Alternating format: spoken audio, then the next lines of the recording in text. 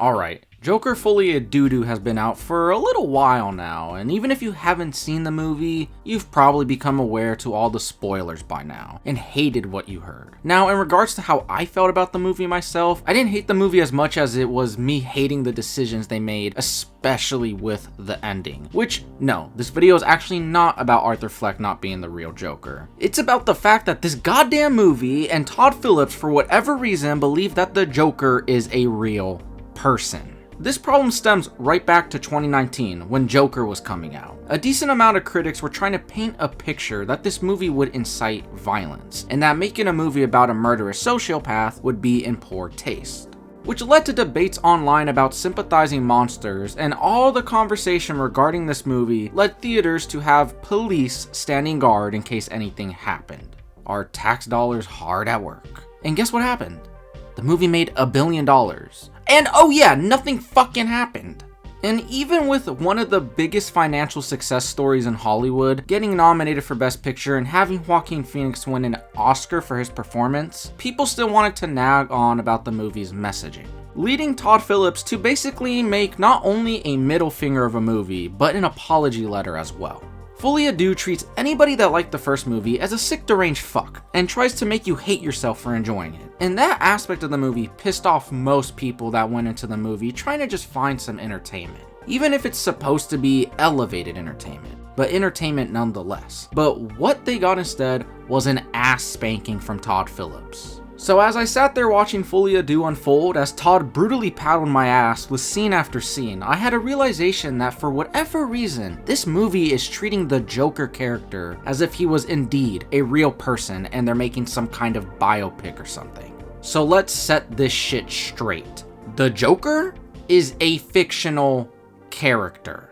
He isn't Ted Bundy, he isn't Richard Ramirez, and he isn't even John Wayne fucking Gacy. He's fake, not real. Bill Finger, Bob Kane, and Jerry Robinson all created the character in 1940. And guess who the Joker was based off of? Gwynplaine, a character from the 1928 film The Man Who Laughs, which guess what? Is also not a real person. So the idea of going into a Joker movie and wanting to see the Joker fuck some shit up somehow makes you a crazed lunatic is fucking stupid and taking everything way too seriously. Why so serious? People love action movies. Does that mean they want to be locked in a building with terrorists and try to escape?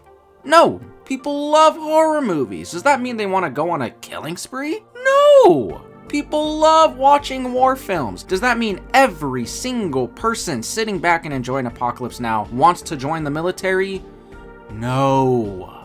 Just because you love the fictitious character of the Joker and want the thrill of seeing a clown incite some chaos doesn't make you a bad person. It just means you're normal and want to be entertained by a goddamn movie, and not want to be lobotomized by watching a lackluster film, where nothing stimulating happens until the last 10 minutes. Okay. So obviously, yes, are there some people that have idolized the Joker, and more specifically this version? Yeah, but here's 3 reasons for why the movie's antagonistic approach towards its audience is utterly ridiculous.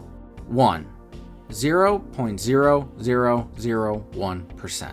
Even before Joker 2019 came out, you've always had those weirdos that would have cringe posts on Tumblr or Instagram or Twitter talking about deep shit with a picture of the Joker in the background. But the thing is, this whole subgroup that actually do idolize the Joker make up a few thousand people in the world, populated by almost 8 billion. So to punish everyone that simply connected with Arthur's story over the few goobers is ignorant beyond belief. But it would also be ignorant of me not to mention the Joker's past issue in the real world. And fair warning, it is about to get extremely dark, and if the subject matter of shootings is something you are uncomfortable with, you can go ahead and skip to the next chapter on the timeline.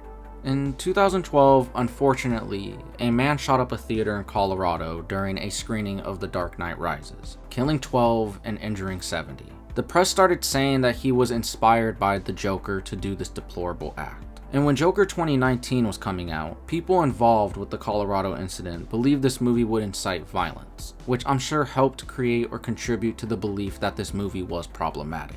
Now, I want to stress that those victims have every right to hold those beliefs. But when it comes down to the facts of that horrible case, the man responsible was not actually inspired by the Joker, which the evil piece of shit that committed these crimes has said so himself. Instead, it was believed that the federal officials and the media spread that rumor around.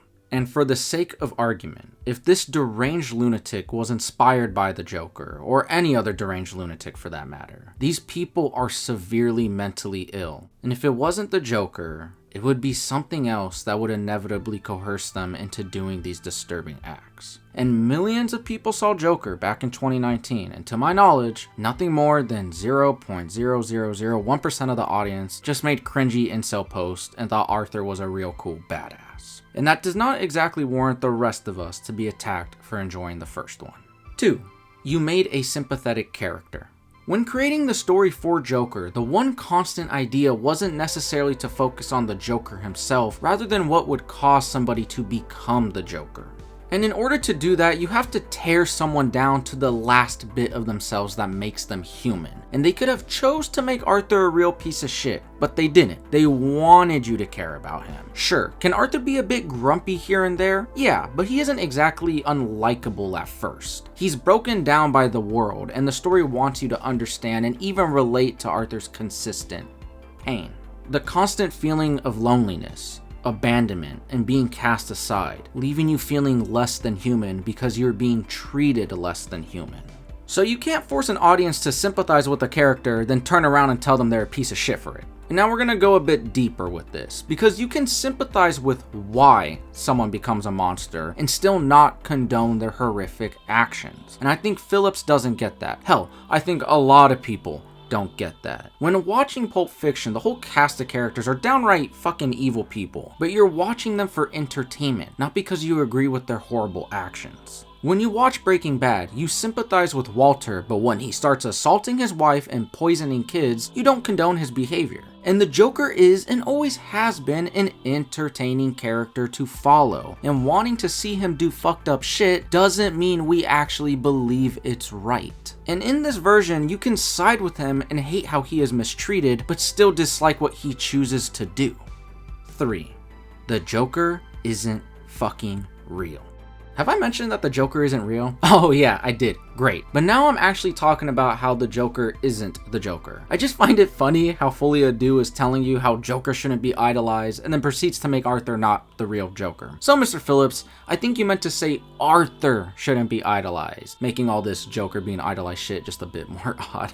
But yeah, once again, to clarify if I haven't already, the Joker is not a real goddamn person. Let entertainment be fucking entertainment. Stop taking shit so goddamn seriously. And if you're one of those weird incel cunts, stop posting your deep Joker shit. I am tired of making fun of you when I have to see it on my feed. Then, lastly, if you still somehow enjoy the first Joker movie after finishing Folie à Deux, which I actually still do, then props to you, man. Don't let anyone, even Todd fucking Phillips, take that away from you.